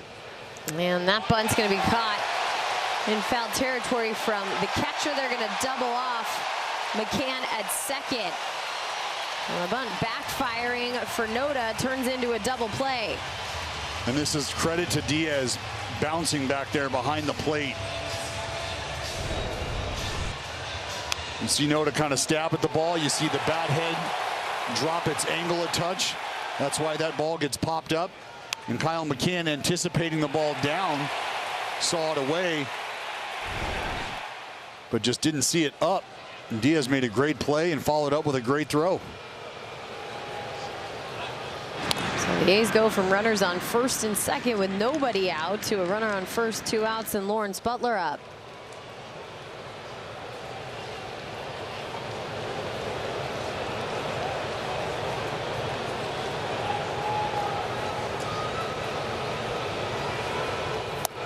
Well, that execution last night of 3 consecutive batters squaring around, that doesn't happen too often. We know that even squaring around for a bunt these days, it feels rare to see in certain situations. You have to go back to July 19th of 1975 is the last time that happened for the Oakland Athletics, where 3 consecutive batters did it. By the way, it was the first inning, and none of them got on. Well, that's tough. Didn't work out that time, but it sure worked out last night for Mark Kotsay and the A's crew in a 4-3 win in the 12th inning. There's a solid chance that first inning didn't start with a runner on second. That's very true. Schumann taking off. Here's the throw down from Diaz. It's not going to be there in time, and Schumann with another stolen base. A 2 stolen base game. Make it 14. And Jenny, he does something so well, and that's time up the pitcher's movement and lining it up with the pitch timer. Something I watched Max Schumann do is take stock of where that timer is in the ballpark, and if it's something he can see, and you can just watch his feet as he starts to take his lead, and you look at the clock and you can start to see it run down, and you see Schu ready to bolt.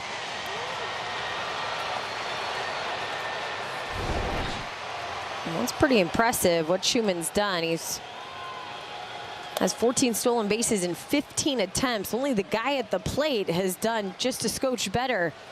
14 stolen bases on 14 attempts for Lawrence Butler.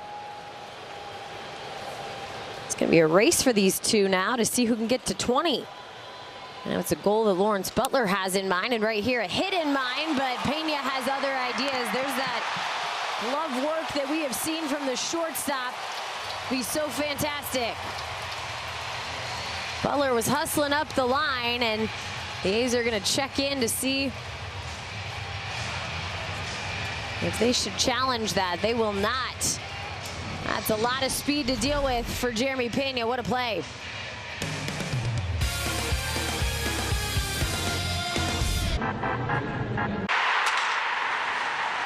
This game summary is brought to you by Toyota.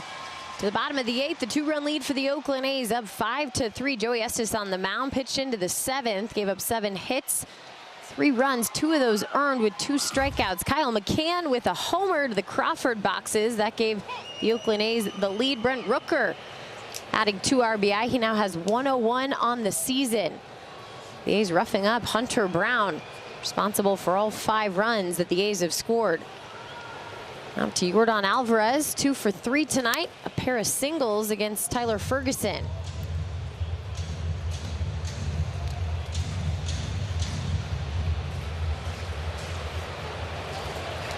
Alvarez, Diaz, and Bregman coming up. He's just trying to count outs.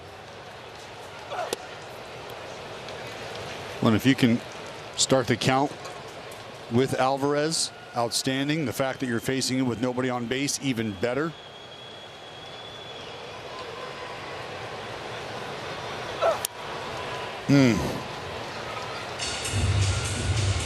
Man, just a tough pitch to not get the call on. You can see where McCann is set up away. He has to reach back across his body and the strike zone. Tells McKay he missed a spot. And Yordan Alvarez will line one to J.J. Bleday in center field, 1 out.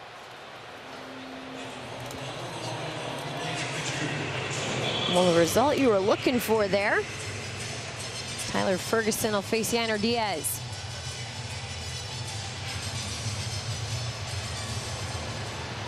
Diaz reached once on a Schumann error. It ended up scoring at that time the go-ahead run to make it 3-2 Houston.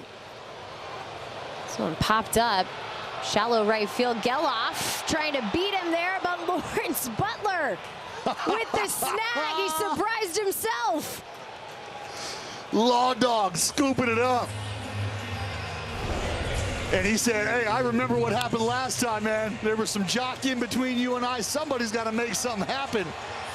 Zach Geloff gives a little wave there right at the very end, but then bails out as the Law Dog hits the ground. I got it, I got it, I got it. Yeah, you do, Law Dog. You got it. That'll get some energy back for Lawrence Butler. I tell you, Jenny, there are very few dudes who have as much fun playing this game as Lawrence Butler. It's a big league swing. It's a big league smile. And those two together, I love it. And Geloff's like, man, I'm just trying to help you out. You're sick yesterday, doing all the work. I'm getting out there for you, and you steal the glory. That's how it goes.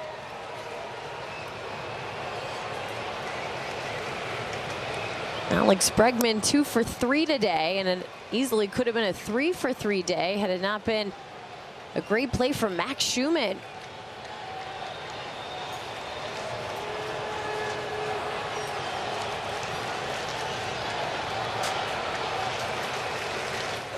And Bregman to Schumann again. This is going to be a long throw for Schu. It's high. Noda jumping down. The call is safe.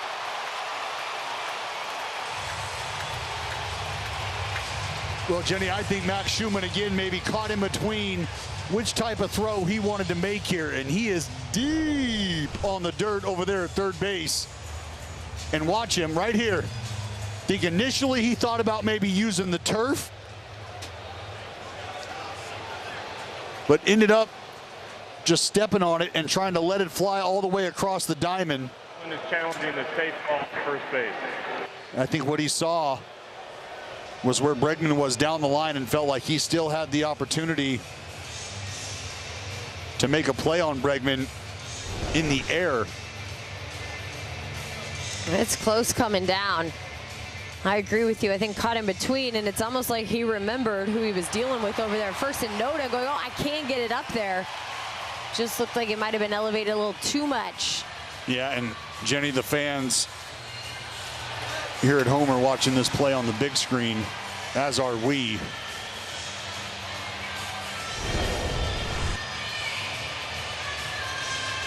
What they're looking at is whether or not maybe the toe, the spike for Ryan Noda comes down on the bag just before Bregman gets there. I mean, it's close, but it looks like Bregman's foot just reaches the pillow before that spike of Noda gets down. After the call in the field stands, the runner is safe.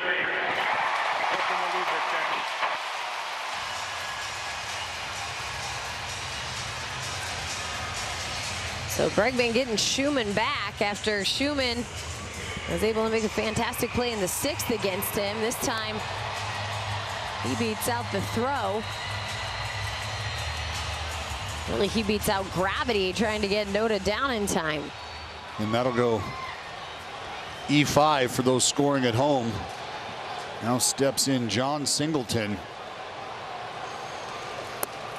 You know how this matchup went.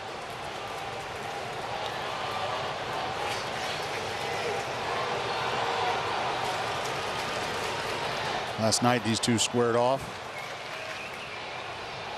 Big spot late in the ball game, very similar.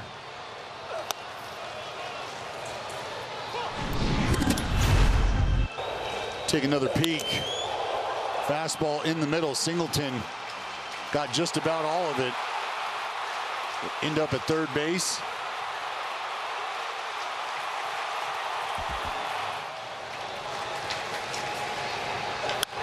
And he gets that one lined into right field as Bregman's going to round the bases on to third. First and third now with 2 outs. Tying run aboard for the Astros.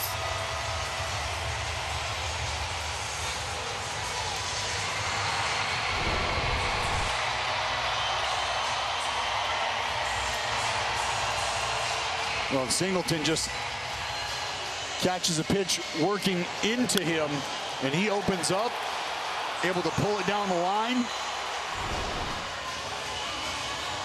And Jenny with Singleton getting the knock here with 2 outs. Looks like Joe Espada going to go to the bench. And he's going to tap the shoulder of Kyle Tucker.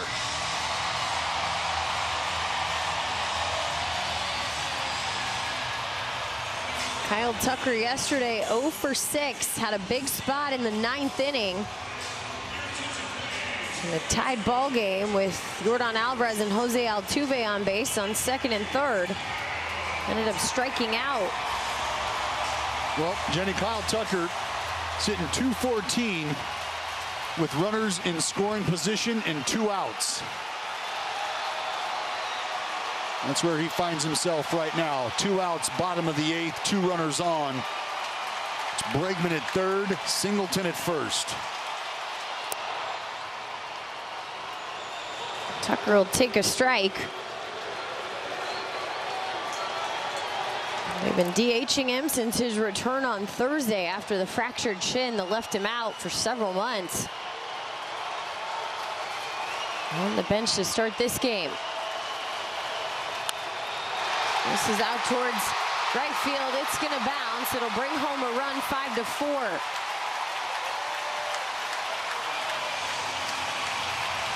So the call from Joe Espada worked to get 1 Astro in.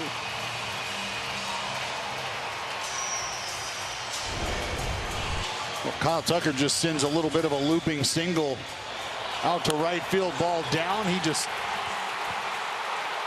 tugged out there. We'll go to the bench again, and this will be Shea Whitcomb as the pinch hitter for Ben Gamel.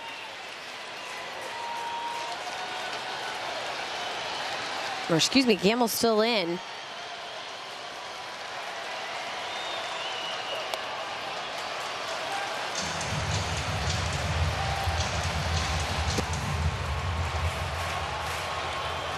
And there's Whitcomb as the pinch runner.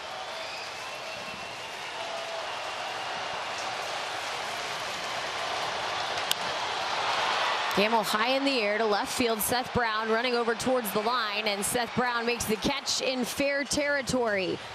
Houston scratching one across, and Oakland still up by 1. See if they can't get it back in the 9th inning.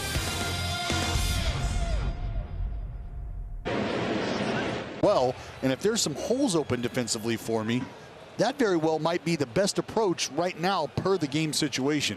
And that is something that Brent Rooker has done time and time again all season long. Called strike to Brent Rooker. A couple of defensive changes as Mauricio Dubon slides over to shortstop. You see Shea Whitcomb, who came in to pinch run. He stays in the game as the second baseman. Brent Rooker sends one high in the air towards center field. It'll be Jake Myers, 1 out. When it's time for a change, think Speedy Oil Change and Auto Service, your trusted oil change, tune-up, and brake experts. Caleb Ort towing the slab for Joe Espada and the Astros.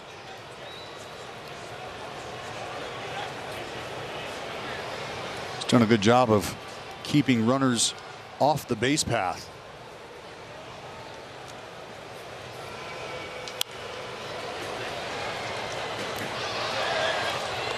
He was the first reliever in yesterday's game, taking over for Spencer Arrighetti. Finished off the 7th inning, only faced Jacob Wilson. Got a ground ball out. A lot of relievers used on both sides yesterday with the 12 innings. J.J. Bleday, a flare on the left side. It's going to be Dubon who makes the catch. Just moved over to short, and the ball finds him. 2 outs now for Seth Brown. There you see Mason Miller waiting in the wings. Got some action in yesterday's game. Just 4 pitches worth of action. That's a hit. For a whole inning of work.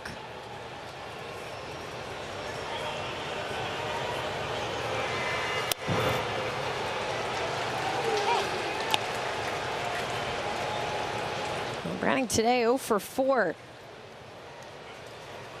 Picking up from an 0 for 5 day yesterday. for that first hit here in Houston. Brown to center field. Jake Meyers on the run, and Jake Meyers will make the catch. 3 flyouts here in the 9th, and it's time for Mason Miller as the Athletics have a 5-4 lead.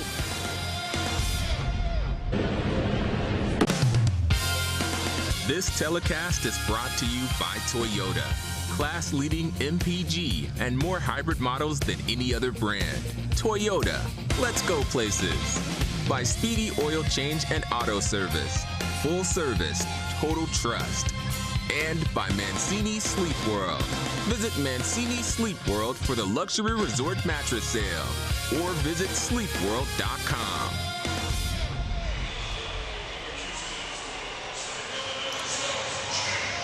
Road Trip Mike representing the Renegades and witnessing another 1-run affair right now on the road.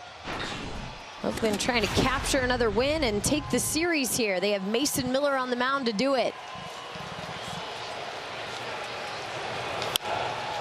Jake Meyers, a ground ball. And Jacob Wilson will throw him out. 1 pitch, 1 out. Things are trending in a nice direction for Mason Miller. A lot of 1-run affairs, Dallas. 9 of the last 15 games decided by 1 run, and 1 game over 500 are these Oakland A's. 24 and 23, 4th in Major League Baseball, having played 47 1-run games. Swing and a miss for Mauricio Dubon. Got completely fooled by the slider. Sitting heater.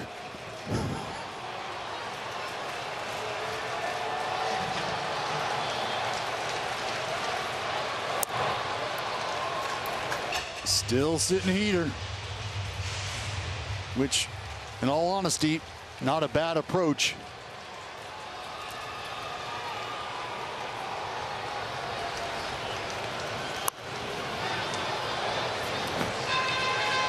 Slider, slider, slider. Mason Miller's now matches pitch count from last night.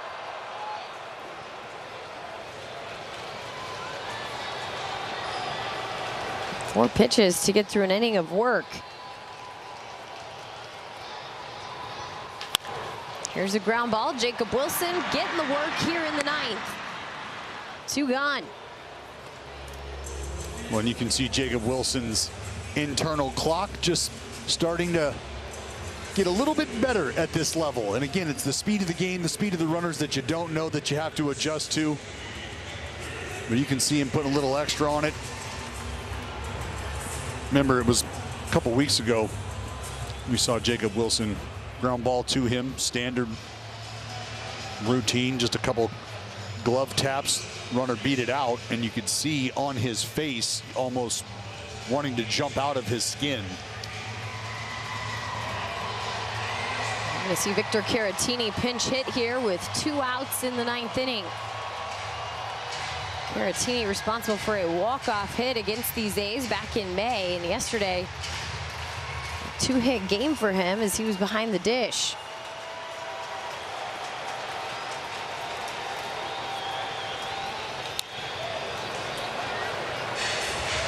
Let's start 0-1.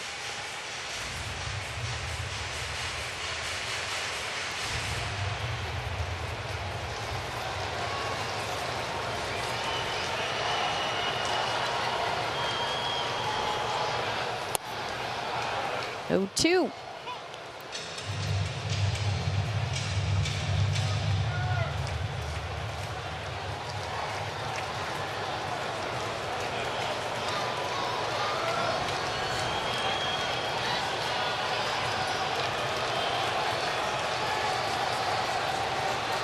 Pitch from Mason Miller, and that's low.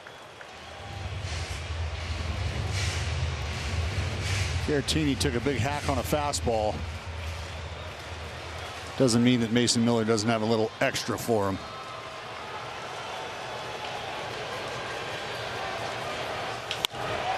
To right field, Lawrence Butler Couple steps to the left and the catch. Mason Miller picks up save number 24 on the season. And the Oakland A's have won a series against the AL West leaders, the Houston Astros. What a fantastic outing from the youngster Joey Estes. 6 2/3 innings of gutsy baseball from the young right-hander. Once again, Jenny, the bullpen able to come in and get their job done.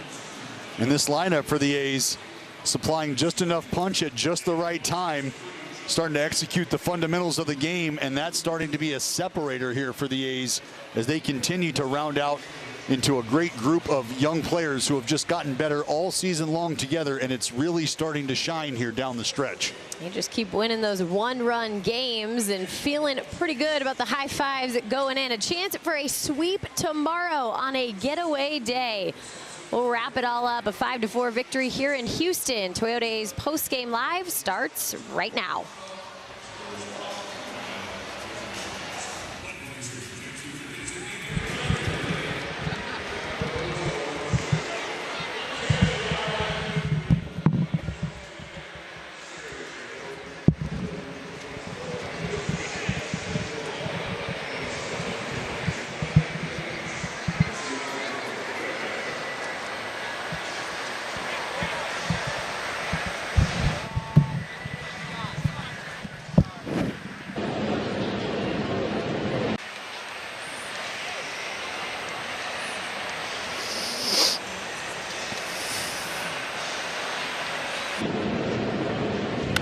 Game changer on the scoreboard.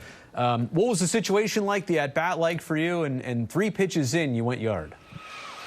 Yeah, I mean, the whole time, the first 2 ABs, he was beating me with heaters. So that third AB, I was going up there, and I wasn't going to let him beat me. And happened to throw one middle away and put a good swing on it. Happened to go in the Crawford boxes.